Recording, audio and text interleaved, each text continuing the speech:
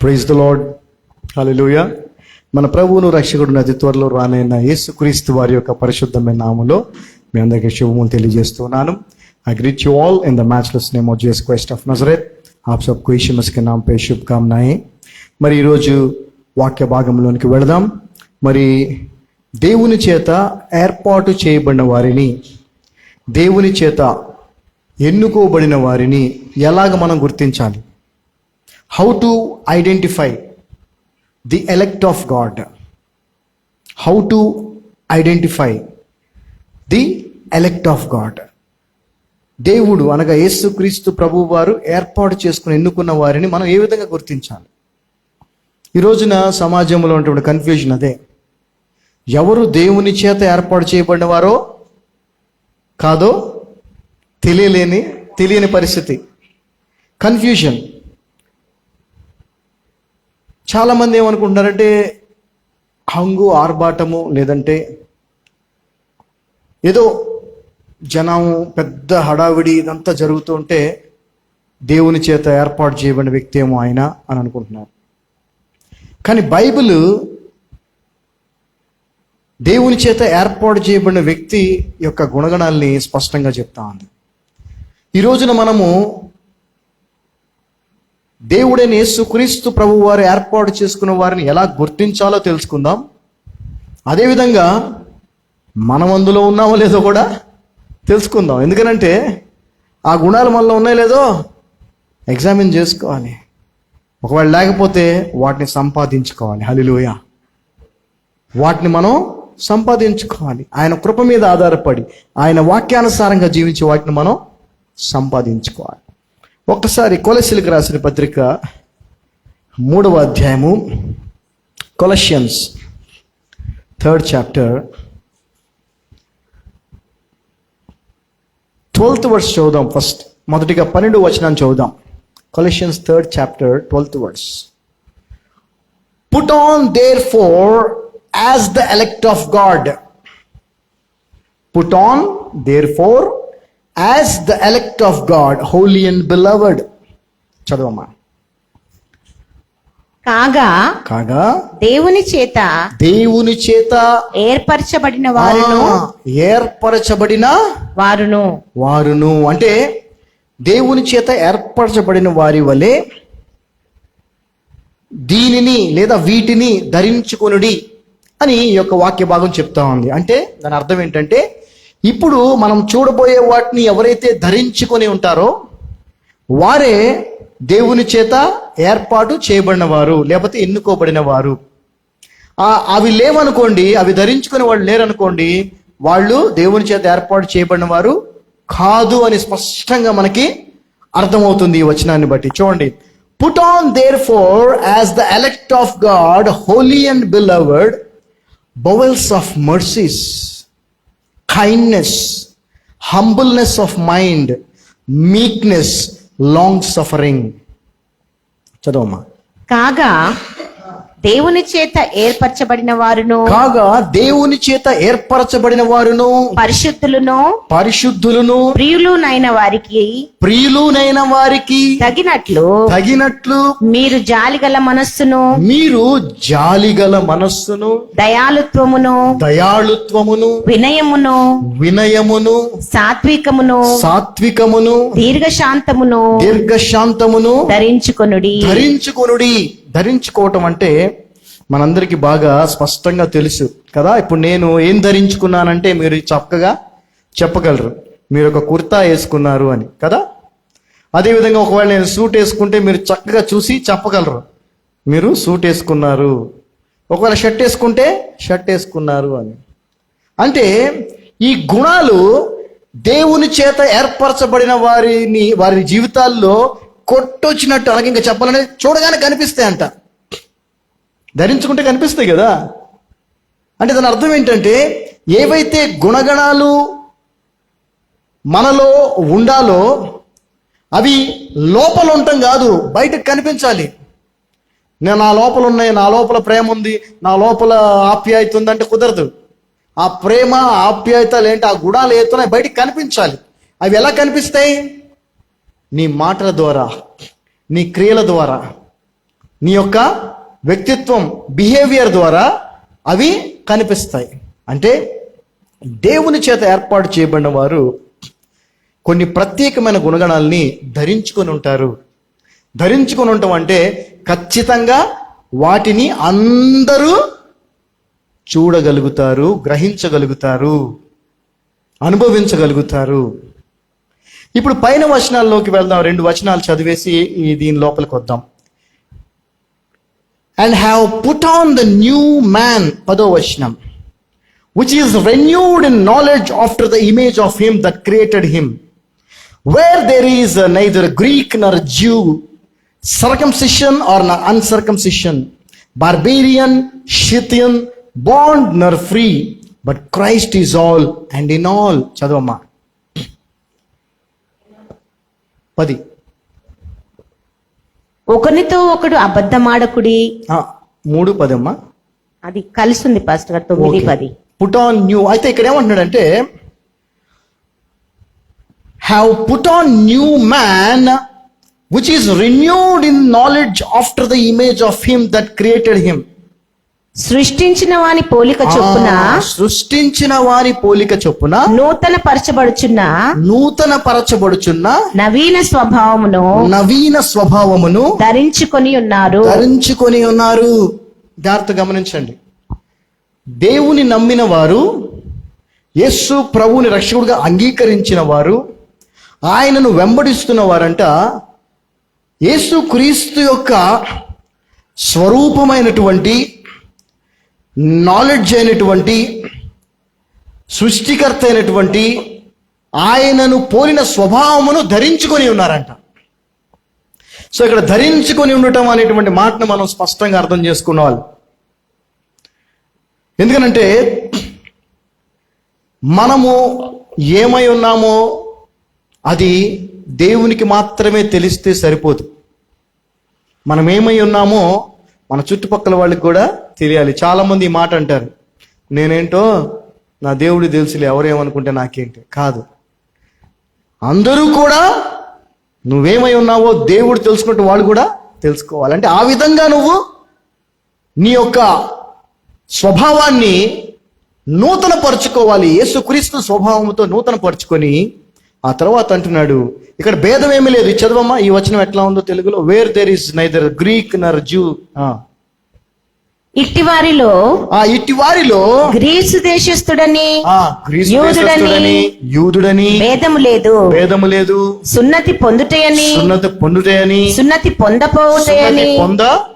పొందకపోవుటయని భేదము లేదు, పరదేశి అని సిరియనుడని దాసుడని స్వతంత్రుడని లేదు కాని క్రీస్తే సర్వమును అందరిలో ఉన్నవాడునై ఉన్నాడు. అంటే ఇక్కడ ఈ యొక్క స్వభావం ఇప్పుడు మనం గమనిస్తే ఈ రోజున ఉన్నటువంటి సమాజంలో ఒక నిమ్న జాతి వాడు, నిమ్న కులానికి చెందినవాడు మంచి సూట్ వేసుకొని వాడి పెళ్లికి గనక గుర్రం అద్దెకి తీసుకొని గుర్రం మీద స్వారీ చేస్తే వాడిని కొట్టిన పరిస్థితులు భారతదేశంలో కనిపిస్తా ఉన్నాయి కదా. నువ్వేందిరా కులం తక్కువడివి, నువ్వు మా ముందు నువ్వు గుర్రం ఎక్కి తిరుగుతావా? జరుగుతున్నా లేదా? ఈ వ్యత్యాసము లోకరీతిగా ఉందేమో కానీ యేసుక్రీస్తులో ఈ వ్యత్యాసం లేదని ఈ వచనం చెప్తా ఉంది. నువ్వు అగ్రకులానికి సంబంధించినడు అవని, నిమ్న కులానికి సంబంధించినడు అవని, నువ్వు రాజవంశస్థుడు అవని, లేకపోతే నువ్వు బీదవాడు అవని, నువ్వు ఏదన్నావో, నువ్వు చదువులో పిహెచ్డీలు చేసి డిగ్రీలు సంపాదించినడు అవని, చదువు సందులేని పామరుడు అవని, ఎవరైనా పర్వాలేదు కానీ నీకుండాల్సిన గుణం ఏంటంటే యేసు ప్రభువు చేత ఎన్నుకోబడిన వాడిగా, ఏర్పాటు చేయబడిన వాడిగా నీకుండాల్సిన గుణం ఏంటంటే ఆయన స్వభావాన్ని నువ్వు ధరించుకొని ఉండాలి. ఆయన స్వభావాన్ని ధరించుకోవద్దు అని ఎవరు నిన్ను ఆపలేరు. ఆయన స్వభావాన్ని నువ్వు ధరించుకోకుండా నిన్ను ఎవరు ఆపలేరు, ఎవరు నిన్ను రిస్ట్రిక్ట్ చేయలేరు. ఎందుకంటే ఆయన స్వభావము ప్రేమ, ఆయన స్వభావము దయాళుత్వము, ఆయన స్వభావము తగ్గింపు, ఆయన స్వభావము జాలి, దయ, కరుణ. ఇవి ఉన్న వ్యక్తిని ఎవరన్నా అసహించుకుంటారా? ఇవి ఉన్న వ్యక్తిని ఎవరన్నా అభ్యంతరపరుస్తారా? అభ్యంతరపరచరు. అంటే యేసుక్రీస్తు స్వభావాన్ని మనం అందరము కూడా ధరించుకొని ఉండాలి. అలా ధరించుకొని ఎవరైతే మీకు కనిపిస్తున్నారో, లేకపోతే మీరు అలా ధరించుకొని ఉన్నట్లయితే అప్పుడు మీరు కానీ వారు కానీ యేసు ప్రభు చేత ఏర్పాటు చేయబడిన వారు. అలా లేని వారందరూ కూడా యేసు ప్రభు చేత ఏర్పాటు చేయబడిన వారు కాదు. వాళ్ళు 4 కోట్ల BMW కారుల్లో తిరిగినా, 1,00,000 రూపాయల కోట్లు వేసుకున్నా వాళ్ళు యేసు క్రీస్తుని, ఆయన స్వభావాన్ని, ఆయన గుణగణాల్ని ధరించుకొని లేరు కాబట్టి వారు ఎన్నుకోబడిన వారు కాదు. ఎన్నుకోబడిన వారు ఇవన్నీ ధరించుకుంటారు. ఒక్కసారి ఎఫెసీయులకు రాసిన పత్రిక, ఎఫెషియన్స్ 4th చాప్టర్, ఎఫెసీయులకు రాసిన పత్రిక 4వ అధ్యాయము 22 to 24, 22 నుంచి 24 వరకు చూసుకుందాం. And that ye put on the new man, which after God is created in righteousness and true holiness. Wherefore, putting away lying, speak every man truth with his neighbor, for we are members of one another. One of another. చదవమ్మా. కావున మునుపటి ప్రవర్తన విషయంలోనైతే మోసకరమైన దురాశల వలన చెడిపోవు మీ ప్రాచీన స్వభావము వదులుకొని మీ చిత్త వృత్తి యందు నూతన పరచబడిన వారై నీతియు యథార్థ భక్తియు గలవారై దేవుని పోలికగా సృష్టింపబడిన నవీన స్వభావమును ధరించుకొనవలెను. ఇక్కడ మనం గమనిస్తే, యేసు ప్రభువుని రక్షకుడిగా మనం అంగీకరించిన తర్వాత మన జీవితంలో పాత స్వభావం ఉండకూడదు. మన జీవితంలో పాత గుణాలు ఉండకూడదు, పాత లక్షణాలు ఉండకూడదు, పాత చెడు గాని పాపం గాని ఉండకూడదు. అవన్నీ పోవాలి. క్రొత్త నవీన స్వభావాన్ని మనం ధరించుకోవాలి. మనము నూతన స్వభావాన్ని అనగా క్రొత్త గుణాల్ని, యేసు ప్రభు యొక్క గుణాలని కనుక మనం ధరించుకున్నట్లయితే, అంటే కలిగి ఉంటాం కాదు, ధరించుకోవాలి. కలిగి ఉంటే అందరికి కనపడవు, లోపల ఉంటే కనిపిస్తాయా? కనపడవు. మనం ధరించుకుంటే కనిపిస్తుంది. కుర్తా వేసుకున్నాను, సూట్ వేసుకున్నాను, చూస్తున్నారు అందరూ. అలాగా ఉండాలంటే మనలో యేసు ప్రభు యొక్క గుణాలని అందరూ చూసేలాగా మనలో గుణాలు ఉండాలి. ఒకప్పుడు మనము సైతాను సంబంధులం అనేటువంటి గుణాలని అందరూ మనలో చూశారు, నాలో చూశారు. నా జీవితంలో నేను దేవుని సంబంధిని కాదు అని నాలో అన్ని సైతాను గుణాలని అందరూ చూశారు. అటువంటి జీవితం నాకు అలా ఉండినప్పుడు, కానీ ఎప్పుడైతే ఆయన కృపను బట్టి ఆయన్ని తెలుసుకోవడం జరిగిందో, నా యొక్క జీవితంలో ఉండకూడనటువంటి ఆ గుణాలని దేవుడు తీసేసాడు. ఇప్పుడు కొత్త గుణాలు వచ్చేసినాయి. అలా రావాలి. అలా ఎవరిలో అయితే క్రొత్త గుణాలు, యేసు క్రీస్తు స్వభావం కనిపిస్తుందో వారే దేవుని చేత ఏర్పాటు చేయబడిన వారు, అంతేగాని అందరూ కాదు. గుర్తుపెట్టుకోండి. ఈరోజు ఉన్నటువంటి సమస్య అది. వేల కొలది, లక్షల కొలది సేవకులుగా కనిపిస్తా ఉన్నారు లోకంలో. కానీ నిజంగా వాళ్ళు దేవుని చేత ఏర్పాటు చేయబడిన వారా కాదా అని తెలుసుకోవాలంటే మనము యేసు క్రీస్తు గుణాలను వారు ధరించుకొని ఉన్నారా లేదో మనం చూడాలి. ధరించుకుంటే ఖచ్చితంగా కనిపిస్తాయి. రీసెంట్గా మీరు కొన్ని వీడియోస్ ఏమైనా చూసిండొచ్చు. నేను చూశాను కొన్ని వీడియోస్లో. ఏమైందంటే, రోడ్డు మీద పాపం ఏమీ లేనటువంటి జుట్టంతా పిచ్చిగా అయిపోయి తిండి లేక ఉన్నటువంటి ఒక వ్యక్తిని ఏం చేస్తున్నారంటే, కొంతమంది తీసుకొని వెళ్ళి అతని హెయిర్ కట్ చేసి అతనికి స్నానం వచ్చి చేపించి బట్టలన్నీ వేసి అతని మోడలింగ్ లాగా ఫొటోస్ తీస్తున్నారు. నేను చూశాను, మీరు చూసారో లేదో. కొంతమంది చేస్తున్నారు అలాంటి. అంటే అతని అర్థం ఏంటి? ఒక స్థితిలో అతను ఎలా అంటే, రోడ్డు పక్కన పడిపోయి తలకి నూనె పెట్టుకోవడానికి కూడా లేకుండా పిచ్చిగా జుట్టు పెరిగిపోయి, గడ్డం పెరిగిపోయి, చినిగిపోయిన బట్టలు వేసుకున్నాడు. అతన్ని వీళ్ళు ఏ విధంగా తయారు చేస్తున్నారంటే, అతనికి హెయిర్ కట్ చేసి మంచి స్టైల్గా తయారు చేసి సూట్ వేసి మోడల్ లాగా. అంటే ఆ వ్యత్యాసం కనిపిస్తుందా లేదా? ఈ 2 ఫొటోస్ పెడతారు తర్వాత, చేసిన తర్వాత, బిఫోర్ ఆఫ్టర్ అని. చూడగలుగుతున్నావు లేదా? అతను ధరించినవి, అతని హెయిర్ స్టైల్ ఇవన్నీ ధరించి చూడగలుగుతున్నారు. అలాగే యేసు ప్రభు నమ్మిన మనము యేసు ప్రభు గుణాల్ని ధరించుకొని ఉండాలి. ఆ గుణాలని ఇతరులు మనలో చూడగలగాలి. ఆయన గుణాలు ఏంటో మనకు బాగా తెలుసు కదా, ఆల్రెడీ ఇంతకుముందు చదివాము. ఏంటంటే ప్రేమ, దయ, జాలి, కరుణ, క్షమాగుణం, తగ్గింపు, సాత్వికము, దీర్ఘశాంతము, ఇవన్నీ ఏ వ్యక్తిలో అయితే ఉంటాయో ఆ వ్యక్తే దేవుని చేత ఏర్పాటు చేయబడిన వ్యక్తి. ఆ గుణాలు లేనివారు దేవుని చేత ఏర్పాటు చేయబడిన వారు కాదు. ఇది స్పష్టంగా బైబిల్ మనకి తెలియజేస్తా ఉంది. మనకి గలితీయులకు రాసిన పత్రిక 5వ అధ్యాయం 22వ వచనం బాగా తెలుసు. ఆత్మఫలము కదా. ఆత్మఫలం ఏంటండి? ప్రేమ, విశ్వాసం, ఎన్ని ఉంటాయి కదా, 9 గుణాలు ఉంటాయి. మరి ఇవి కనపడాలి కదా, ఇవి ఉండాలి కదా, వీటిని మనం ధరించుకొని ఉండాలి కదా. అంటే ఏంటది? ఇవి మనకు కనిపించాలి, మనలో కనిపించాలి ఖచ్చితంగా. సో ఎవరిలో అయితే ఈ గుణాలు కనిపిస్తాయో వారే ఈ దేవుని చేత ఏర్పాటు చేయబడిన వారు. మనం అటువంటి వారిని వెతికి కనుక్కునే ప్రయత్నం చేయాలి ఈ రోజున సమాజంలో. ఎందుకనంటే అంత ఈజీగా అటువంటి వాళ్ళు దొరకరు. యేసు ప్రభు గుణాలు కలిగిన వాళ్ళు కనిపిస్తారండి మనకేమన్నా అంత ఈజీగా? కానీ మనం అందరినీ సేవకులు అనుకుంటున్నాం, అందరినీ క్రైస్తవులు అనుకుంటున్నాం, అందరినీ విశ్వాసులు అనుకుంటున్నాం. కానే కాదు. మళ్ళీ ఒకసారి ఆ వచనాన్ని చదవండి. Once again you read that words. Colossians 3rd chapter 12th verse. Colossians 3rd chapter 12th verse. Put on therefore as the elect of God, holy and beloved, bowels of mercies, kindness, humbleness of mind, meekness, long suffering.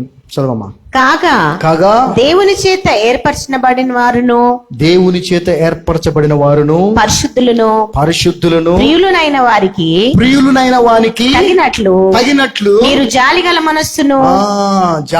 మనస్సు, చదవమ్మా, దయాళుత్వము, వినయము, సాత్వికము, దీర్ఘశాంతమును ధరించుకొనుడి. వీటిని మనం ధరించుకొని ఉండాలి. So the first thing ఏంటంటే యేసు ప్రభు యొక్క qualities ఏవైతే ఉన్నాయో అవి ఖచ్చితంగా మనలో కనిపించాలి. ఎవరిలో అయితే కనిపిస్తున్నాయో వారే దేవుని చేత ఏర్పాటు చేయబడిన వారు. 13వ వచనం మనం చదివినట్లయితే ఇంకా ముఖ్యమైనటువంటి గుణాల్లోనికి మనం వెళ్ళబోతా ఉన్నాం. స్టార్టింగ్ కొన్ని గుణాలు చెప్పాడు, ఆ తర్వాత ఇంకా ఇంపార్టెంట్, దానికంటే ఇంకొంచెం ఇంపార్టెంట్ ఏదైతే ఉందో అని చెప్తున్నాడు. ఇక్కడ ఏమంటున్నాడు 13వ వచనంలో, for bearing one another and forgiving one another, if any man have a quarrel against any, even as Christ forgave you, so also do ye. చదవమ్మా. ఎవడైనను తనకు హాని చేసనని ఒకడు అనుకున్న ఎడల, మనకి అనిపించింది లేదా మనకి తెలిసింది, వీళ్ళు మనకు అన్యాయం చేశారు, వీళ్ళు మనకు మోసం చేశారు, వీళ్ళు మనకు హాని చేశారు, వీళ్ళు మమ్మల్ని నష్టపరిచారు, మాకు బాధ కలిగించారు వీళ్ళని మనకి తెలిసింది అనుకోండి, ఏం చేయాలంట? ఒకరినొకడు సహించుచు, ఏం చేయాలంట? సహించాలంట. We have to bear with them. Yesu ప్రభువుకి తెలియదు అనుకుంటున్నారా యూదాని అప్పగించబోతున్నాడని? తెలుసా? తెలీదా? తెలుసు. కానీ యూదాని ఎప్పుడూ కూడా వేరుగా చూడలేదు ఆయన. తన మిగిలిన 11 మంది శిష్యుల్ని ఎలాగైతే చూశాడో అలాగే యూదాని కూడా చూశాడు. అతను ఏం చేయబోతున్నాడో తెలిసి కూడా మనం ఉండగలం అలా? రేపటి రోజున వీడే నన్ను తీసుకెళ్ళి అక్కడ చంపించబోతున్నాడని తెలిస్తే వాడితో ప్రేమగా ఉండగలమా మనం? ఛాన్సే లేదు. కానీ ఉండాలి. యేసుప్రభు ఉన్నాడు అలాగా. మనకెవరైనా అన్యాయం చేశారు, నష్టం చేశారు, బాధ కలిగించారు, మనల్ని హింసించారని మనకి తెలిసింది అనుకోండి, తెలిసినా కూడా ఏం చేయాలంట? సహించి వారిని ఏం చేయాలి? క్షమించాలంట. చదవమ్మా ఇప్పుడు. ఎవడైనను తనకు హాని చేసినని ఒకడు అనుకున్న ఎడల ఒకరినొకడు సహించుచు, ఒకరినొకడు క్షమించుడి. ప్రభువు మిమ్మును క్షమించిన లాగున మీరును క్షమించుడి. నాకెంత బాధేస్తుందో ఈ విషయంలో. నాకెంతో మంది బంధువులు ఉన్నారు, కజిన్స్ ఉన్నారు, చుట్టాలు, ఎక్స్టెండెడ్ ఫ్యామిలీ ఉన్నారు, ఫ్రెండ్స్ ఉన్నారు, ఆ తర్వాత నైబర్స్ ఉన్నారు, బిలీవర్స్ ఉన్నారు చాలామంది. కానీ 99.9% అందరిలో నేను చూసిన ఒక గుణం ఏంటంటే క్షమించలేకపోవటం.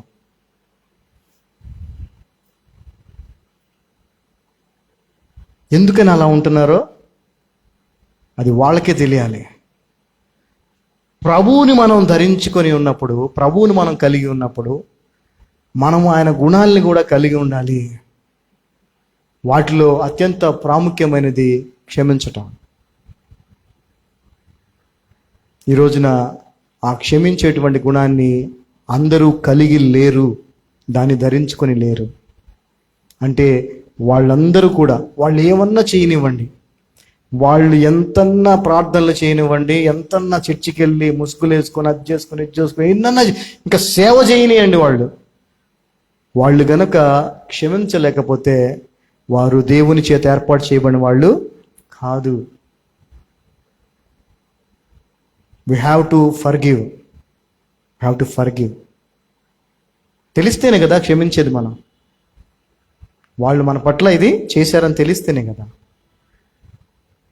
తెలిసిన తర్వాత క్షమించడం ఇంకా కష్టం కదా. కొన్ని సందర్భాల్లో మనకి తెలియనంత వరకు బాగానే ఉంటుంది, చేసింది వాళ్ళే అని తెలిస్తే అప్పుడు అసలు మనం తట్టుకోలేం, క్షమించలేం. కానీ తెలిసినా కూడా క్షమించమని బైబిల్ చెప్తా ఉంది. హల్లెలూయా. అలా క్షమించగలిగితేనే నువ్వు క్రైస్తవుడివి, క్రైస్తవురాలివి. అలా క్షమించగలిగితేనే నువ్వు దేవుని చేత ఏర్పాటు చేయబడిన వారు. మత్తయి సువార్త 6వ అధ్యాయం 14-15 వచనాలు మనం చూసినట్లయితే అక్కడ స్పష్టంగా యేసుప్రభు వారు చెప్పారు, మీ ఎడల అపరాధం చేసిన వారిని మీరు క్షమిస్తేనే మీ తండ్రి కూడా మీ అపరాధాలని క్షమిస్తాడు.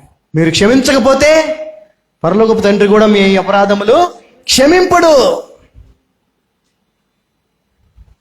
నేను మా అక్క కానీ మా కజిన్స్తో వాళ్ళతో వీళ్ళతో మాట్లాడుతున్నప్పుడు కానీ, లేదంటే వాళ్ళ యొక్క ఉద్దేశాలు నాకు తెలిసినప్పుడు చాలా బాధ అనిపిస్తుంది.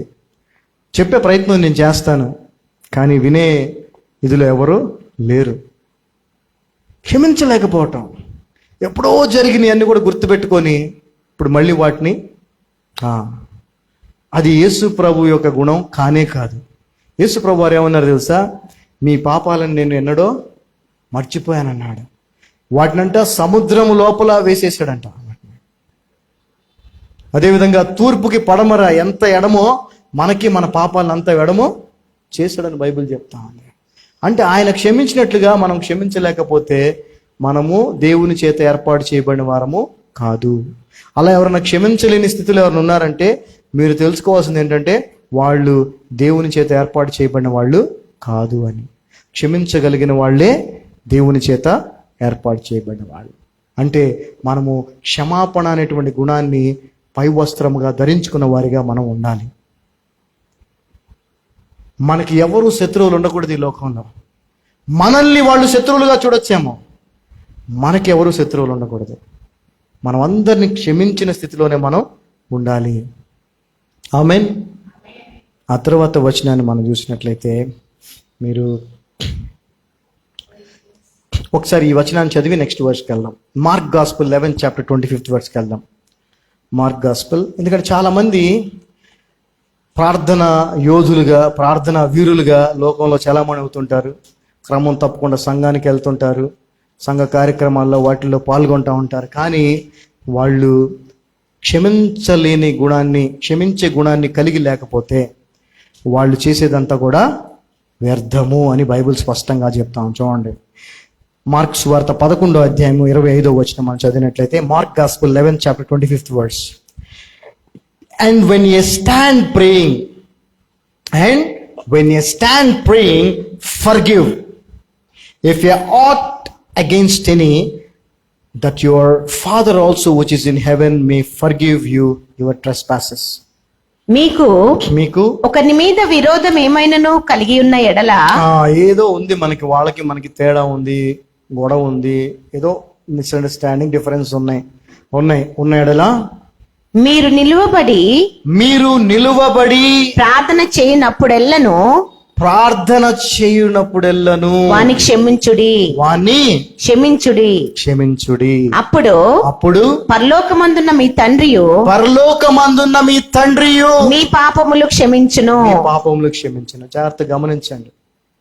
నువ్వు ప్రార్థన మొదలు పెట్టిన వెంటనే ఫస్ట్ నువ్వు చేయాల్సిన పని ఏంటంటే నీకెవరి మీదైనా కోపమున్నా, నీకెవరన్నా బాధ కలిగించినా, నీకెవరైనా నష్టాన్ని కలిగించినా వారిని మొదటిగా నువ్వేం చేయాలి?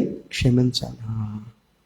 ఎంతమంది ఇతరులను క్షమించుట ద్వారా, అంటే క్షమించి ప్రార్థన స్టార్ట్ చేస్తున్నారు చెప్పండి క్రైస్తవులు ఈ రోజున?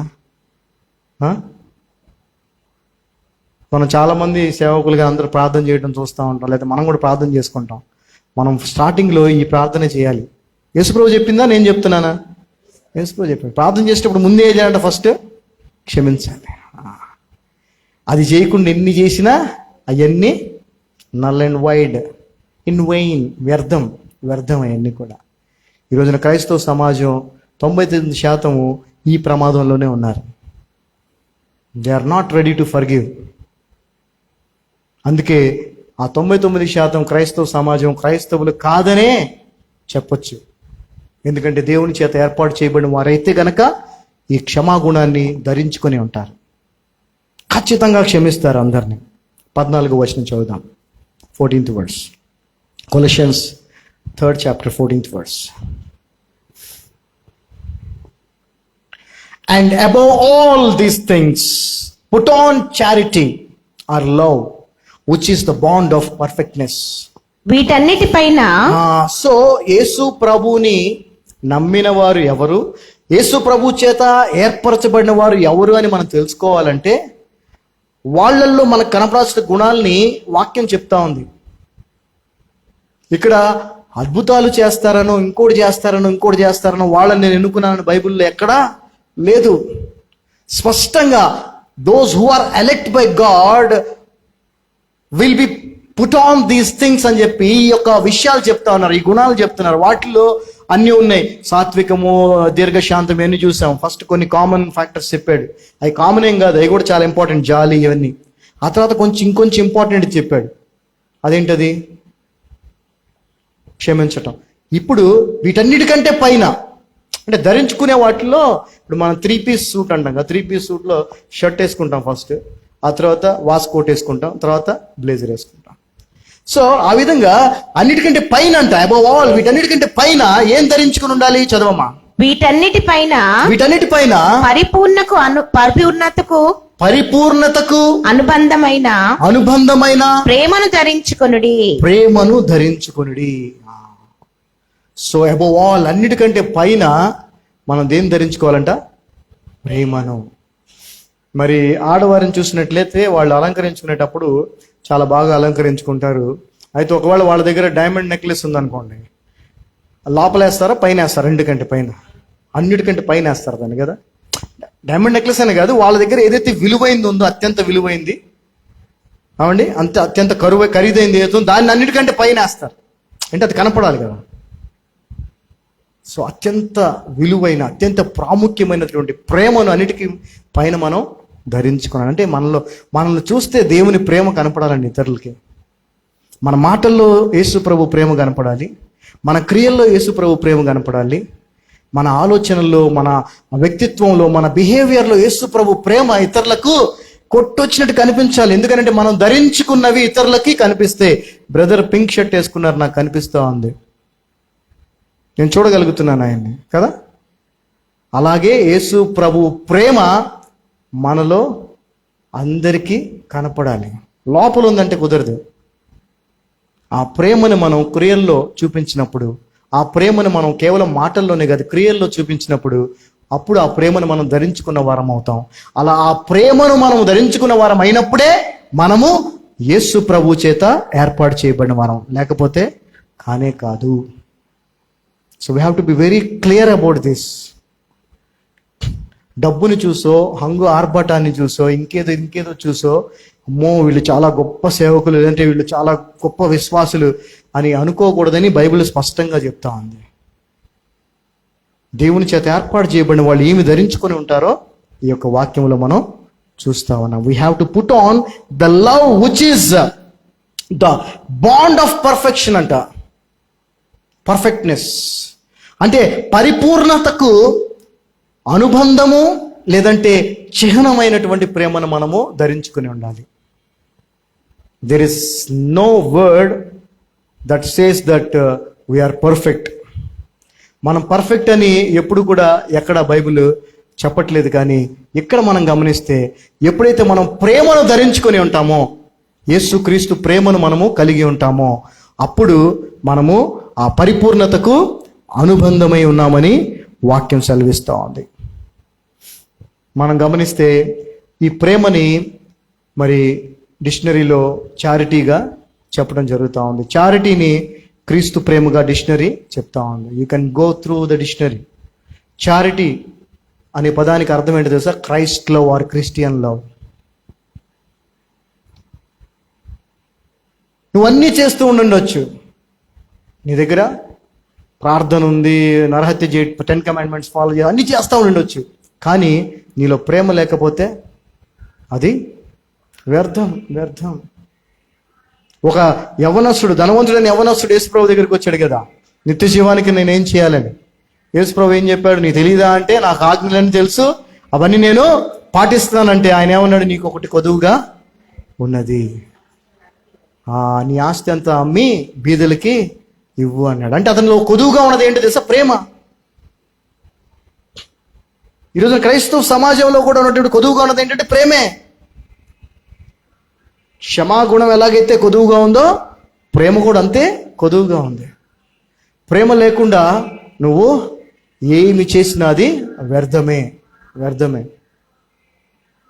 వాడన్నీ ఫాలో చేస్తున్నాడు, కానీ బీదలకి ఇవ్వాలనేటువంటి పనిని మాత్రం వాడు చెయ్యట్లేదు.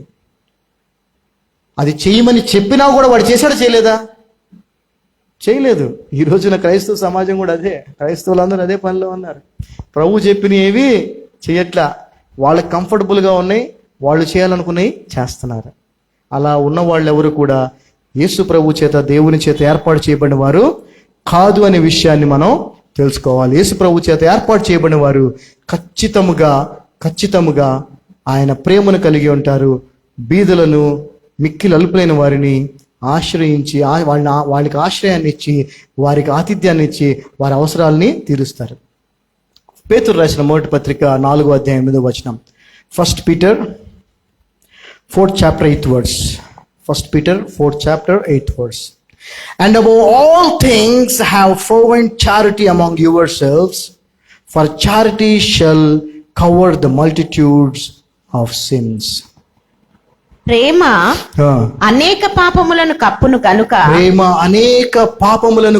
గనుక, అన్నిటికంటే ముఖ్యముగా ఒకని ఎడల ఒకడు మిక్కటమైన ప్రేమ గలవారై ఉండుడి. ఈ ప్రేమను మనం చూడగలుగుతున్నామా ఈ రోజున? లేదు. క్రైస్తవుల్లోనే అసలు లేదు ఇది. ఇంకా అన్యుల్లో మనం ఈ ప్రేమను ఎక్కువగా చూస్తాం.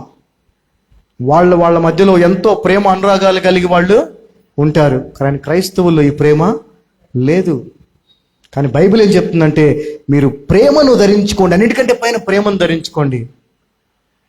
ఈ రోజున నీవు నేను ఒకవేళ ఇటువంటి ప్రేమను ధరించుకొని లేకపోతే, మనం ఈ రోజు నుంచి ప్రేమను ధరించుకుందాం. క్షమాపణ అనేటువంటి దాన్ని మనం ధరించుకొని లేకపోతే, ఈ రోజు నుంచి అందరినీ మనం క్షమించేసి మర్చిపోయి, వారు మనకు చేసిన హానిని, నష్టాన్ని మర్చిపోయి ఆ క్షమాపణ అనే దాన్ని ధరించుకుందాం. జాలి, దయ, కరుణ, సాత్వికము, దీన మనస్సు, తగ్గింపు, దీర్ఘశాంతం, ఇవన్నీ మనం ధరించుకుందాం. ఎందుకంటే అలా ధరించుకున్న వాళ్ళే దేవుని చేత ఏర్పాటు చేయబడిన వారు, మిగిలిన వాళ్ళు కాదు అని బైబిల్ స్పష్టంగా చెప్తా ఉంది. యోహాను సువార్త 13వ అధ్యాయం 34వ వచనం చూడండి. ప్రేమకి ఎంత ప్రాధాన్యత ఇస్తుందంటే బైబిల్, అబౌవ్ ఆల్, అన్నిటికీ పైన ప్రేమను ధరించుకోమని వాక్యం చెప్తా ఉంది. యోహాను సువార్త 13వ అధ్యాయము 34వ వచనం. యేసు ప్రభువు వారు తన శిష్యులతో చెప్తా ఉన్నారు.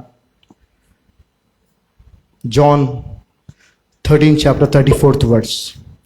A new commandment I give unto you, that ye love one another as I have loved you, that ye also love one another. చదవమ్మా. మీరు ఒకరినొకరు ప్రేమింపవలనని మీకు క్రొత్త ఆజ్ఞ ఇచ్చుచున్నాను. దయచేసి గమనించండి, పాత నిబంధనలో అనేక ఆజ్ఞలు ఉన్నాయి, వేలల్లో ఉన్నాయి ఆజ్ఞలు. 10 ఆజ్ఞలు మాత్రమే కాదు, వేలల్లో ఉన్నాయి.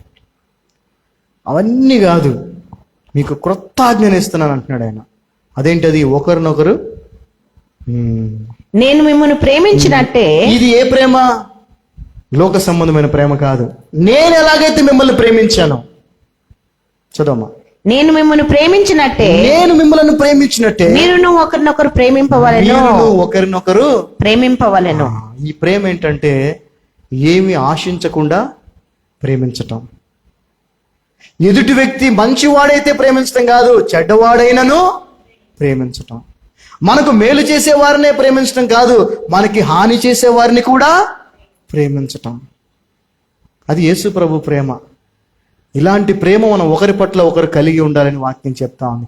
నిజంగా క్రైస్తవులు గనక ఈ ప్రేమను, ఈ యేసు ప్రభు చెప్పిన ప్రేమను, ఆయన చూపించిన ప్రేమను గనక కలిగి ఉంటే అసలు విభేదాలు ఉంటాయా క్రైస్తవుల్లో? కుటుంబాల్లో ఉంటాయా? ఉండవు. దాని అర్థం ఏంటంటే ఈ ప్రేమను ఎవరు ధరించుకొని లేరు.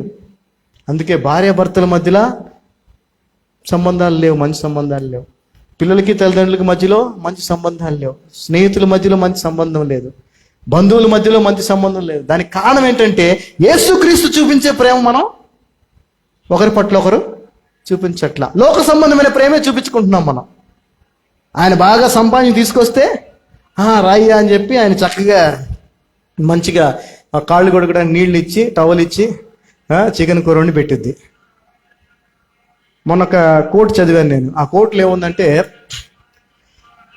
ఏమి సంపాదించకుండా భర్త ఇంటికి వచ్చాడు అనుకో, భార్యకి ఎలా కనిపిస్తాడో రాశాడు. నడిచి వస్తున్న శవంలాగా కనిపిస్తాడంట భార్యకి భర్త. అంటే ఈ లోకరీతిగా వాస్తవాలు అయ్యి. ఏమి సంపాదించకుండా వచ్చాడు అనుకో ఇంటికి, నడిచి వస్తున్న శవంలాగా కనిపిస్తాడంట. అదే సంపాదించి తీసుకొస్తే నడిచి వస్తున్న మహారాజు, యువరాజులాగా కనిపిస్తాడంట. ఈ ప్రేమ కాదు బైబిల్ చెప్తుంది. నీకు మేలు చేస్తే వాళ్ళని ప్రేమించడం కాదు, నీకు సహాయం చేస్తే వాళ్ళని ప్రేమించడం కాదు, నీకు బాధ కలిగించిన, నిన్ను హింసించిన, నీకు అన్యాయం చేసిన వారిని ప్రేమించగలిగితే అది నిజమైన యేసుక్రీస్తు యొక్క ప్రేమ. సో ఈ ప్రేమని ఆయన క్రొత్త ఆజ్ఞగా, క్రొత్త నిబంధనలో మనకి ఇచ్చాడు. సో మనం ఫాలో చేయాల్సింది దేన్ని? ఈ ఆజ్ఞని, ఈ ప్రేమని. ఈ ప్రేమను, ఈ ఆజ్ఞని కనుక మనం ఫాలో చేస్తే మనము ధర్మశాస్త్రం అంతా కూడా ఫాలో చేసినట్టే. ఒకసారి చూడండి, రోమన్స్ 13:8 చదవండి ఒకసారి. రోమిలికి రాసిన పత్రిక 13వ అధ్యాయం 8వ వచనం మనం చూసినట్లయితే, "Owe no man anything but to love one another, for he that loveth one another hath fulfilled the law." చదవమ్మా. ఒకరినొకడు ప్రేమించుట విషయంలో, ఒకరినొకడు ప్రేమించుట విషయంలో తప్ప మరేమియు ఎవనికి అచ్చి ఉండవద్దు. ఎవనికి అచ్చి ఉండవద్దు. పొరుగువాన్ని ప్రేమించువాడే ధర్మశాస్త్రము నెరవేర్చినవాడు. ఈ రోజున చెప్పాను కదా, క్రైస్తవ సమాజానికి వ్యత్యాసం తెలియదు. పాత నిబంధనకి కొత్త నిబంధనకి తేడా తెలియదు. పునరుద్ధరణానికి ముందు తర్వాత తేడా తెలియక అంత కన్ఫ్యూజన్లో బ్రతుకుతున్నారు. నువ్వు పాత నిబంధన అంతా ఆజ్ఞలను నెరవేర్చాలంటే నీ వల్ల కాదు, అది ఎవరి వల్ల కాదు. అయితే గనక నువ్వు నీ పొరుగువాడిని, అనగా నీ యొక్క తోటి వ్యక్తి నువ్వు గనక యేసు ప్రభు ప్రేమించినట్టు ప్రేమించగలిగితే ఆ ధర్మశాస్త్రం అంతా కూడా నువ్వు నెరవేర్చిన వాడు అవుతావు. యేసు ప్రభు వారు అదే పని చేస్తారు. ఒకసారి 10వ వచనం చదవండి. అదే 13 chapter 10th verse. "Love worketh no ill to his neighbor, therefore love is the fulfilling of the law." అది చదవమా. ప్రేమ పొరుగువానికి కీడు చేయదు. కనుక ప్రేమ కలిగి ఉండుట ధర్మశాస్త్రమును నెరవేర్చుటే. యేసు ప్రభువు చేసింది ఇదే తెలుసా? యేసు ప్రభువు ఎవరికి హాని చేయలేదు, అందరినీ ప్రేమించాడు. అది చేసి ఆయన ధర్మశాస్త్రం అంతటినీ నెరవేర్చాడు. చాలా మంది అనుకోవచ్చు యేసు ప్రభు వారు ధర్మశాస్త్రం నెరవేర్చారు, సంపూర్ణంగా నెరవేర్చారని. అయితే ఆయన నెరవేర్చింది ఈ ప్రేమను చూపించి. యాక్చువల్గా ఆ యొక్క ఆజ్ఞలను అనుసరించి అయితే మాత్రం కొన్ని ఆజ్ఞలను ఆయన మీరాడా లేదా? మీరాడు. విశ్రాంతి దినమున ఏం చేయకూడదంటే ఆయన కార్యాలు చేశాడు కదా. అట్లాంటివి చాలా మనం గమనిస్తున్నాం. అంటే దాని అర్థం ఏంటంటే అవన్నీ ఇంపార్టెంట్ కాదు, అన్నిటికంటే ప్రాముఖ్యమైనది, అన్నిటికంటే గొప్పది ఇంకోటి ఉందని మనకు ఆయన చూపించాడు. అదేంటంటే ప్రేమే. ఆ ప్రేమ అనేది ఎవరికి ఎటువంటి హాని చేయదు, హాని చేసిన వానికి కూడా హాని చేయదు. అది క్రీస్తు ప్రేమ. నీకు హాని తలపెట్టిన వానికి కూడా హాని చేయదు, హాని తలపెడతాడని తెలిసినా కూడా హాని చేయదు, చేయకపోగా ప్రేమిస్తుంది. అది క్రీస్తు ప్రేమ. హల్లెలూయా. అలా యేసు ప్రభు చేసి ధర్మశాస్త్రం అంతటిని నెరవేర్చాడు. మనము కూడా అదే ప్రేమను ఒకరి పట్ల ఒకరు కలిగి ఉండాలని యేసు ప్రభు మనకి కొత్త ఆజ్ఞని ఇచ్చాడు. ఆజ్ఞ అంటే ఏంటంటే మనం చేసి తీరాలి. కమాండ్మెంట్ ఏంటంటే ఇట్స్ నాట్ అన్ అడ్వైస్, సలహా కాదు ఆజ్ఞ అంటే. ఆజ్ఞ అంటే ఏంటి? చేసి తీరాలంతే. మరి అలాగా ఒకరినొకరు నేను ఎలాగైతే మిమ్మల్ని ప్రేమించానో అలాగ ఒకరినొకరు ప్రేమ కలిగి ఉండండి అని ఆయన ఆజ్ఞ ఇస్తే దాన్ని మనం చేయట్లేదనంటే ఆజ్ఞ అతిక్రమం ఏంటి చెప్పాలి. పాపం చేసేది ఎవరయ్యానంటే ఈ రోజున ఈ ప్రపంచంలో క్రైస్తవులు అనబడే వాళ్ళే. క్రైస్తవేతరులు కాదు పాపం చేసేది, క్రైస్తవులే. ఎందుకంటే ఆయన ఆజ్ఞగా ఇచ్చినటువంటి ప్రేమని మనం ఒకరి పట్ల ఒకరు కలిగి ఉండట్లేదు. కలిగి ఉండాలి. అలా కలిగి ఉన్నప్పుడే మనం క్రీస్తుని ధరించుకున్న వాళ్ళం అవుతాం. ఎఫెసీయులకు రాసిన పత్రిక 5వ అధ్యాయము 1-2 వచనాలు చదువుకుందాం.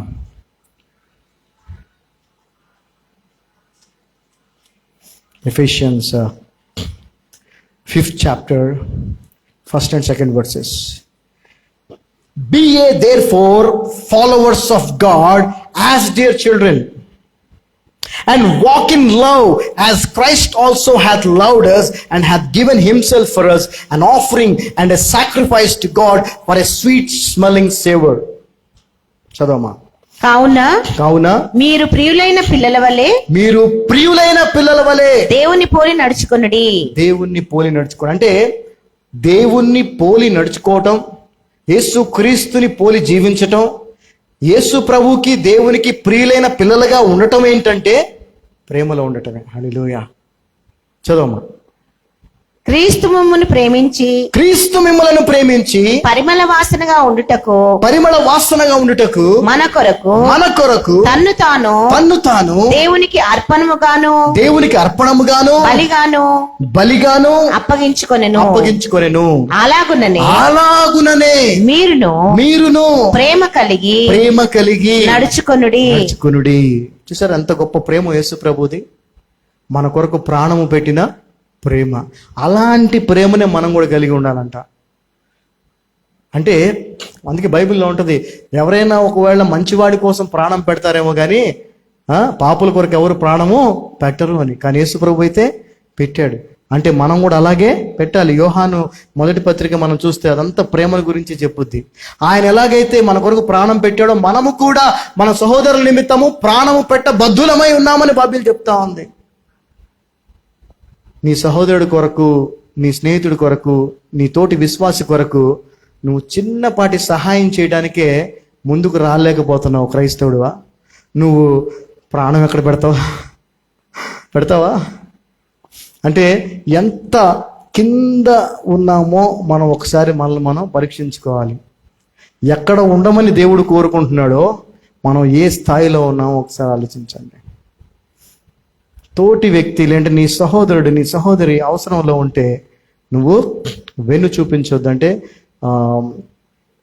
ఏమంటారు, సహాయం చేయకుండా ఉండొద్దని వాక్యం చెప్తా ఉంటే, ఈ రోజున ఎంత కష్టములో తన సొంత వ్యక్తులు ఉన్నా కూడా పట్టించుకున్నటువంటి క్రైస్తవ్యం మనం చూస్తున్నాం. సో దయచేసి డోంట్ ఇమాజిన్ దట్ మీరు చూస్తున్నటువంటి వాళ్ళందరూ క్రైస్తవులు, వాళ్ళందరూ సేవకులు అనే ఆలోచన నుంచి బయటకు వచ్చేయండి. వాళ్ళంతా కూడా ప్రభువు నామాన్ని అలా ముందు పెట్టుకొని వారి ఇష్టం వచ్చిన జీవితాన్ని వాళ్ళు జీవిస్తున్నారు. వారు దేవుని చేత ఏర్పాటు చేయబడిన వాళ్ళు కాదు. దేవుని చేత ఏర్పాటు చేయబడిన వాళ్ళు ఆయన ప్రేమను అన్నిటికంటే పైన ధరించుకొని ఉంటారు. ఆయన ప్రేమ ఎలాంటిదో మనం ఎంత చెప్పినా తక్కువే. 15th verse చదువుదాం. Let's come back to Colossians 3rd chapter 15th verse. కొలెసీయులకు రాసిన పత్రిక 3వ అధ్యాయం 15వ వచనం. And let the peace of God rule in your hearts, to the which also you are called in one body and be ye thankful. చదవమ్మా. క్రీస్తు అనుగ్రహించు సమాధానము క్రీస్తు అనుగ్రహించు సమాధానము మీ హృదయములలో మీ హృదయములలో ఏలుచుండనీయుడి. ఏలుచుండనీయుడి. ఇందుకొరకే స్టార్టింగ్ వర్స్ అలాగే ఉందా? Starting 15th verse. 15th end. End అనే పదాన్ని మనం ఇంగ్లీష్ లో మనం చూస్తున్నాం. 14th వర్స్ తర్వాత 15th వర్స్ లో ఎండ్. ఎండ్ అనేది ఏంటి? ఇట్స్ ఏ కంజంక్షన్, అంటే పైన దానికి దీనికి లింక్ అది కదా. సో ఇక్కడ మనం గమనిస్తే ఎప్పుడైతే మనం ఆయన గుణాలని కలిగి ఉంటామో, ఎప్పుడైతే మనం అందరినీ క్షమించగలుగుతామో, ఎప్పుడైతే మనము మనకి హాని చేసిన వారిని కూడా ప్రేమించగలుగుతామో, అప్పుడు then are and let the peace of God rule your hearts. అప్పుడు ఖచ్చితంగా యేసుక్రీస్తు యొక్క సమాధానము మన హృదయాల్ని ఏలుతుంది. నువ్వు ఎవరి మీద గ్రడ్జ్ పెట్టుకుంటే నీలో పీస్ ఉండదు. నువ్వెవరైనా క్షమించలేకపోతే నీలో పీస్ ఉండదు. ఎవరి మీద అసూయ పెట్టుకుంటే నీలో పీస్ ఉండదు. అంటే ఏ గుణాలైతే దేవుడు వద్దని చెప్పాడో అవి నువ్వు కలిగి ఉంటే నీలో శాంతి ఉండదు. కానీ ఇప్పుడు పైన చెప్పబడిన గుణాలు గనక నువ్వు కలిగి ఉంటే నీ హృదయాన్ని దేవుని శాంతి ఏలుద్ది. ఈరోజు నీ హృదయంలో ఏం ఆలోచనలు ఉన్నాయి? What is ruling your heart? నీ హృదయంలో ఏం ఆలోచనలు నడుస్తున్నాయి? నీ ఆలోచనలు ఏమున్నాయి చెప్పండి, ఆలోచించండి ఒకసారి. చింత, బాధ, వేదన, క్వశ్చన్స్, కన్ఫ్యూజన్ ఇవన్నీ ఉన్నాయి అని అంటే దానికి కారణం ఏంటంటే పైన ఉండాల్సిన దాంట్లో లేవని అర్థం. అవన్నీ తీసేసుకోవాలి. క్రొత్త వాటిని మనం పాత వాటిని, ఇప్పుడు బీరువా నిండా పాత బట్టలు ఉన్నాయి అనుకోండి, కొత్త బట్టలు దాంట్లో పెట్టగలమా? పెట్టలేం. ముందేం చేయాలి? పాతవి తీస్తేనే కొత్తవి. సో మనం కలిగి ఉండాల్సిన గుణాలు, మనం ధరించుకోవాల్సిన గుణాలు ఇవి అయినప్పుడు, మనం అవి కలిగి ఉంటే మనం దేవుని బిడ్డలము కాదు. యేసు ప్రభు చేత ఏర్పాటు చేయబడిన వాళ్ళం అంతకంటే కాదు. సో నూతన స్వభావాన్ని ధరించుకోవాలి, పాత స్వభావాన్ని విడిచిపెట్టాలి. ఒకప్పుడు తల్లిదండ్రులకి అవిధేయులుగా ఉన్నామేమో, ఇప్పుడు విధేయులుగా ఉండాలి. ఒకప్పుడు మూర్ఖులుగా, లేదంటే యాటిట్యూడ్తో, లేదంటే రూడ్గా ఉన్నామేమో, ఇప్పుడు అవన్నీ వదిలేసి తగ్గింపుతో, సాత్వికంతో, నెమ్మదిగా మనం ఉండాలి. ఆ మార్పు మనలో కనిపించాలి ఇతరులకి. నాకు తెలిసి నేను ఎంత మారానని నువ్వు అనుకుంటే కుదరదు. It should be like you are wearing them so that everybody can see it. నువ్వు ఎలాగైతే వేసుకున్నావు అందరూ చూడగలరో, అలాగే నీలో మార్పు కూడా అందరూ చూడగలగాలి. అంటే నీ బిహేవియర్లో ఆ మార్పు రావాలి. ఆ మార్పు రావాలంటే పాతవి వెళ్ళిపోవాలి, కొత్తవి రావాలి. వీటిని మనం ధరించుకోవాలి. ఇప్పుడు నేను వెళ్ళి ఇది తీసేసి సూట్ వేసుకొని వచ్చాను అనుకోండి, ఒక హాఫ్ అన్ అవర్లో మీరు నన్ను స్పష్టంగా గుర్తించగలుగుతారు లేదా? కుర్తా తీసి, లాల్చీ తీసేసి సూట్ వేసుకున్నాను అంటే ఇది తీసేసి వేరేది వేసుకున్నాను. అలాగా మన గుణాలని మన చుట్టుపక్కల వాళ్ళు చూడగలగాలి. ఆ మార్పు మనలో రావాలి. అప్పుడు మనము దేవుని చేత ఏర్పాటు చేయబడిన వారమని మనకి అర్థమవుతుంది. ఆ తర్వాత 16వ వచనం చదువుదాం. So many verses are there but I want to complete. 16th verse మనం చదివినట్లయితే, let the word of Christ dwell in you richly in all wisdom. So Yesu Kristu చేత ఏర్పాటు చేయబడిన వారు వీళ్ళు అని మనం గుర్తించాలంటే వాళ్ళల్లో మనకు కనపడాల్సిన గుణాలు ఏంటంటే, ఇంతకుముందు చెప్పినటువంటి 13వ వచనంలో 12వ వచనం రాసినటువంటి గుణాలు, ప్రత్యేకించి 14వ వచనం రాసినటువంటి క్షమాగుణం, దానికంటే ప్రాముఖ్యంగా 15వ వచనం రాసినటువంటి ప్రేమను ధరించుకొని కనపడాలి. అంతేకాదు దానికంటే ఇంపార్టెంట్గా ఇంకొక దాన్ని చెప్తున్నాడు. ఏమని? క్రీస్తు వాక్యము అంటున్నాడు. చూడండి జాగ్రత్తగా. ఈ పైన గుణాలన్నీ కూడా మనకి ఎప్పుడు వస్తాయా అంటే ఇది కలిగి ఉన్నప్పుడు. ఏది? Let the word of Christ dwell in you richly in all wisdom. క్రీస్తు వాక్యము మీ హృదయములో నింపబడి ఉన్నప్పుడు పైన ఆటోమేటిక్గా వచ్చేస్తాయి. చదవమా. సంగీతములతోనూ కీర్తనలతోనూ ఆత్మ సంబంధమైన పద్యములతోనూ ఒకరినొకడు బోధించుచు బుద్ధి చెప్పుచు కృపా సహితముగా మీ హృదయములలో దేవుని గూర్చి గానము చేయుచు సమస్త విధములైన జ్ఞానముతో క్రీస్తు వాక్యము. ఎవరి వాక్యం అండి? క్రీస్తు వాక్యము. క్రీస్తు వాక్యం. అందుకే నేను క్రీస్తు బోధ అని ఎప్పుడు చెప్తా ఉంటాను. క్రీస్తు బోధ అపోస్తుల బోధ అది ఉండాలి మనలో. క్రీస్తు వాక్యము మీలో మీలో సమృద్ధిగా నివసింపనీయుడి. సమృద్ధి అంటే ఏంటో తెలుసు కదా, అబండెన్స్. ఈ రోజున అందరూ సమృద్ధి గురించి చెప్పేవాళ్ళే, సేవకులందరూ. దేవుడిని కార్లు ఇస్తాడు, బంగ్లాలు ఇస్తాడు, అది అబండెన్స్ అని దాని గురించి చెప్తున్నారు. That is not the abundance we must have abundance of Christ word. క్రీస్తు వాక్యాన్ని మనం సమృద్ధిగా మన హృదయాల్లో కలిగి ఉండాలి. ఈ రోజున క్రీస్తు వాక్యము కొదువుగా ఉంది కాబట్టే క్రీస్తుని ధరించుకున్నటువంటి వ్యక్తులుగా మనము అందరికీ కనిపించట్లేదు. యేసు క్రీస్తు ప్రభువుని ప్రపంచం అంతా కూడా అంగీకరిస్తుంది, కానీ క్రైస్తవుల్ని ప్రపంచం అంగీకరించట్లేదు. ఎందుకనంటే క్రైస్తవులు క్రీస్తుని పోలి జీవించట్లేదు కాబట్టి. వేరే తీసుకోండి. క్రైస్తవులు క్రీస్తుని పోలి జీవించట్లేదు కాబట్టి. క్రీస్తుని పోలి జీవిస్తే ఎవరైనా కూడా నిన్ను అంగీకరిస్తారు. ఆయన ప్రేమను చూపిస్తే, ఆయన క్షమాగుణాన్ని చూపిస్తే, ఆయన తగ్గింపును చూపిస్తే ఎవరు నిన్ను కాదంటారు? ఆయన అందరినీ ప్రేమించాడు. మనం మాత్రం అందరిని ఏం చేస్తాం? ఉన్నారు కొంతమంది వేరే విశ్వాసులు ఏం చేస్తుంటారు? దూషిస్తూ ఉంటారు, తిడుతూ ఉంటారు. అది ప్రభువు యొక్క పోలిక కాదు, ప్రభు చూపించిన జీవిత విధానం కాదు అది. కానీ అలా చేస్తున్నారు. అందుకనే ఎవరు వాళ్ళని ఇష్టపడట్లా. So we must love everyone. అందరినీ ప్రేమించాలి.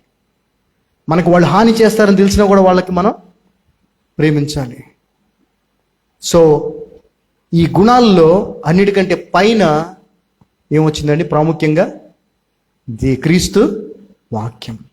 ఎప్పుడైతే క్రీస్తు వాక్యం నీ హృదయంలో సమృద్ధిగా ఉంటుందో అప్పుడు ఈ గుణాలన్నీ కూడా నువ్వు ఆటోమేటిక్గా ధరించుకున్నవాడు అవుతావు. Whatever you are filled with will be coming out of your mouth and your behaviour.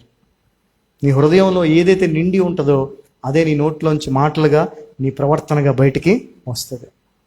So సమృద్ధిగా మన హృదయాల్లో ఏముండాలి చెప్పాలి? క్రీస్తు వాక్యము. వాక్యం కాదు, క్రీస్తు వాక్యం. పర్టికులర్ క్రీస్తు బోధ, క్రీస్తు వాక్యం. అంతేకాదు మరి చక్కటి పాటలతో మరి చదవమా ఏమున్నది? స్పిరిచువల్ సాంగ్స్, సంగీతములతోనూ, కీర్తనలతోనూ, ఆత్మ సంబంధమైన పద్యములతోనూ ఒకరినొకడు బోధించుచు, బుద్ధి చెప్పుచు, కృపా సహితముగా మీ హృదయములలో ఒకరికొకరు బోధించుకోవాలి. దేవుడు మనకు తెలియజేసిన అదేవిధంగా బుద్ధి కూడా వారిని తప్పు చేస్తుంటే తప్పు చేస్తున్నామని చెప్పాలి, బుద్ధి చెప్పుకుంటూ ఆ విధంగా ఉండాలి. అలా ఎవరైతే ఉన్నారో వాళ్ళు దేవుని చేత ఏర్పాటు చేయబడిన వారు. 17వ వచనానికి వచ్చేటప్పటికి లాస్ట్ వర్డ్స్కి వస్తే ఇక్కడ, and whatsoever you do in word or deed do in the name of the Lord Jesus, giving thanks to God and the Father by him.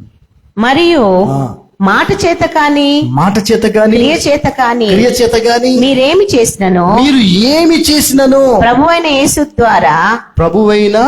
యేసు ద్వారా తండ్రి అయిన దేవునికి కృతజ్ఞతాస్తులు చెల్లించుచు సమస్తమును ఆయన పేరట చేయుడి. ఆయన పేరిట. ఇక్కడ మనం ఇంగ్లీష్ లో చూస్తే do all in the name of the Lord Jesus. సమస్తమును ప్రభువైన యేసు నామములో చేయండి అని ఉంది స్పష్టంగా. మనం ఏం చేసినా కూడా. కానీ ఈ రోజున దేవుని పరిచర్యనే, యేసు క్రీస్తు ప్రభు పరిచర్యనే వాళ్ళ సొంత పేరులతో చేసుకుంటున్నారు ఈరోజు కదా. వీ కెన్ సీ దట్ కదా. శామ్యూయల్ పట్ట మినిస్ట్రీస్ సమస్తము ఏ నామంలో చేయమన్నాడు బాబు? చెప్పండి, ఏ నామంలో చేయండి? ప్రభువైన యేసు నామంలో సమస్తం. నువ్వు మాట్లాడినా ఏం చేసినా ఆయన నామంలో చేయమంటే వీళ్ళ పేర్లు పెట్టుకొని పాల్ ఇమ్మాన్యుయల్ మినిస్ట్రీస్ అని ఇక ఎందుకులేండి, చాలా ఉన్నాయి అట్లాంటివి. కరెక్టా అది? కానీ జనాలు ఎగబడిపోతుంటారే జనాలు మన దగ్గరికి, వేలల్లో వందల్లో. చాలా బాధేస్తుంది నాకు వాళ్ళందరినీ చూస్తుంటే. పాపం ఎంత అసత్యములో. అది ఎలా అంటే గుడ్డివాడి త్రావు చూపిస్తే ఏమవుద్ది? అందరు వెళ్ళి గోతిలో. సేవకులను ఉద్దేశించి ఆ మాట రాయబడి ఉంది. We have to do everything in the name of lord Jesus. మనం ఏం చేసినా యేసు ప్రభు నామములోనే చేయాలి. తద్వారా ఆయనకి, తండ్రికి మహిమ కలిగేలాగా. హల్లెలూయా. సో ఈరోజు యొక్క వాక్యం యొక్క సారాంశం ఏంటంటే, దేవుని చేత ఏర్పాటు చేయబడిన వారు ఎవరో మనం గుర్తించాలంటే మనం ఈ గుణాలను వాళ్ళల్లో చూడాలి. ఆ గుణాలు ఏంటి అని అంటే, బవల్స్ ఆఫ్ మర్సీస్ అని ఉంది, kindness, humbleness, meekness, long suffering, ఇవన్నీ గుణాలు వాళ్ళల్లో ఉండాలి. ఎలా ఉండాలంటే ధరించుకొని ఉండాలి. అంటే ఈ గుణాలన్నీ వాళ్ళని చూస్తే మనకు కనిపించాలి. వాళ్ళతో మాట్లాడుతుంటే, వాళ్ళతో మనం ఉన్నప్పుడు వాళ్ళ యొక్క బిహేవియర్లు ఇవన్నీ కనిపించాలి, మనకి చూడగలగాలి మనం స్పష్టంగా. అప్పుడు వాళ్ళు దేవుడు ఏర్పాటు చేసిన వారిని మనం ఒక అవగాహనకి రావచ్చు. అదేవిధంగా రెండవది ఏంటంటే, వాళ్ళలో క్షమాగుణం, యేసుక్రీస్తు యొక్క క్షమాగుణం మనకి కనిపించాలి. మూడవది యేసుక్రీస్తు ప్రేమ, చారిటీ, సహాయం. నిన్ను వల్ల నీ పొరుగువాన్ని ప్రేమించని ఆజ్ఞ ఇచ్చాడు, అందరికీ సహాయం చేయటం, ఆ గుణం కనిపించాలి. ఆ తర్వాత మనం దేవుని యొక్క సమాధానము ఆ వ్యక్తి జీవితంలో ఉందా లేదో కూడా మనం చూడాలి. సమాధానం కలిగి ఉన్నవారే దేవుని చేత ఏర్పాటు చేయబడ్డవారు. ఆ తర్వాత filled with the word of Christ, క్రీస్తు వాక్యముతో సమృద్ధిగా వారి హృదయాల్లో క్రీస్తు వాక్యం నింపబడిన వారిగా వాళ్ళు ఉండాలి. వాళ్ళు దేవుని చేత ఏర్పాటు చేయబడిన వారు. అన్నిటికి మించి ఏమి చేసినా సమస్తము యేసు ప్రభు నామములోనే వారు చేసేవారై ఉండాలి. అలాంటి వాళ్ళే దేవుని చేత ఏర్పాటు చేయబడిన వాళ్ళు, మిగిలిన వాళ్ళు కాదు. ఓకే, సో కన్ఫ్యూజన్లో ఉండకండి. అందరూ సేవకులే, అందరూ విశ్వాసులే, అందరూ సహోదరులే అని అనుకోకండి. దేవుని చేత ఏర్పాటు చేయబడిన వారు వీటిని ధరించుకొని ఉంటారు, ఈ విధంగా జీవిస్తారు. వాటిని బట్టి మనం వారు దేవుని చేత ఏర్పాటు చేయబడిన వారా కాదా అని తెలుసుకోవాలి. అట్ ద సేమ్ టైం మనల్ని మనం we have to introspect ourselves, examine ourselves that whether we are elected by God or not. మనం కూడా మనల్ని మనం పరీక్షించుకోవాలి. ఏమనంటే, ఈ గుణాలు మనం ధరించుకొని ఉన్నామా లేదా? ఉన్నట్లయితేనే మనమైనా కూడా దేవుని చేత ఏర్పాటు చేయబడిన వాళ్ళం. ఒకవేళ ఈ గుణాలు మనలో లేవనుకో, మనం కూడా దేవుని చేత ఏర్పాటు చేయబడిన వాళ్ళము కాదు. కానీ ఈ గుణాలు మనకి కావాలని మీరు కోరుకున్నట్లయితే ఈ రోజు నుంచి మీరు క్రీస్తు వాక్యమును మీ హృదయములలో నింపుకోండి, అంతే. When you fill your hearts with the word of Christ, automatically you will transform into his image, and for sure people around you can see the Christ in you. Amen. అందరు లేచి నిలబడితే చిన్న ప్రార్థన చేసుకుందాం.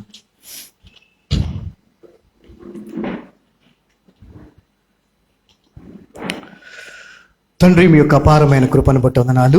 మీ కృప చేత, మీ ప్రణాళిక చొప్పున, మీ యొక్క పునరుత్థాన దినమున మీ సన్నిధిలో సజీవులుగా మీ యొక్క జీవవాక్యాన్ని, క్రీస్తు వాక్యాన్ని వినటానికి మమ్ములను ఏర్పాటు చేసుకున్నందుకు మీకు వందనాలు. ఏర్పాటు చేయబడిన వారిలో మేము ఉన్నామో లేదో తెలుసుకునే కృపను మాకు ఇచ్చారు. ఎవరు ఏర్పాటు చేయబడిన వారో కాదో తెలుసుకునేటటువంటి ఆ యొక్క మాదిరి జీవితాన్ని, వాక్యానుసారమైన జీవితాన్ని మాకు తెలియజేశారు. దీన్ని బట్టి మేము ఎవరిని చూసినా, ఎవరిని గ్రహించినా వారు నీ చేత ఏర్పాటు చేయబడిన వారా కాదా అనేటువంటి సత్యాన్ని తెలుసుకునే కృపను మాకు ఇచ్చారు.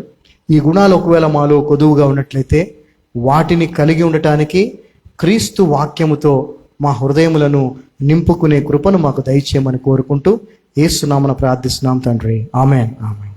God blessed us. We are all blessed.